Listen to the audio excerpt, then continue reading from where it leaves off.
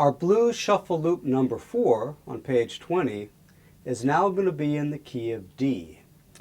Now if you're playing a 1-4-5 blues in the key of D, you've got your D chord, your G chord, and your A chord. We already know our D and our A7 shuffles, so now we need to add in a G.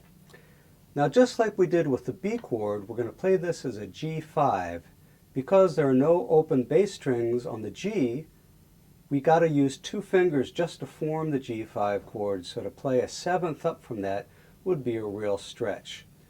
So if you look at the tab for the shuffle, you'll see that for the D chord and the A chord, I don't indicate fingering since we already know those.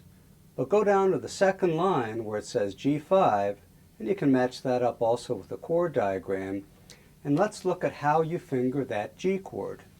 Well, we're going to start with the first finger on the 6th string, 3rd fret, and then take the 3rd finger of the left hand and place it on the 5th string, 5th fret. And that's going to be the D note. And we're just going to play those 2 strings. That's the root and the 5th, which is why it's called a 5 chord.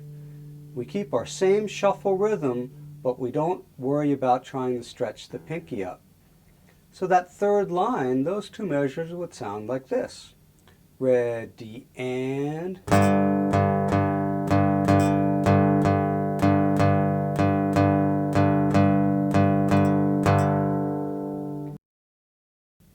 If you look at the last measure, you'll see that that A7 goes from the shuffle to ending on a half note, kind of like we did with the E7 in the first loop. So again, we've got 8th, 8th, and then holding on the 5th fret for the 7th, and that'll take us right back to the beginning.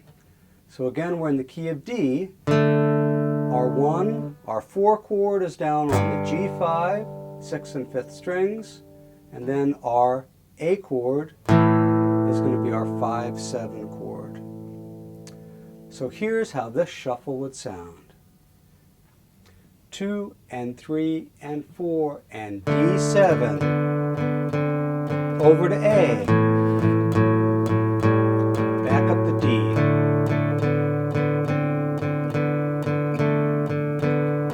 here comes G,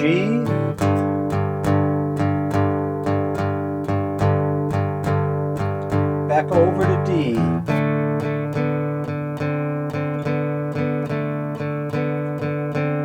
A7, down to G,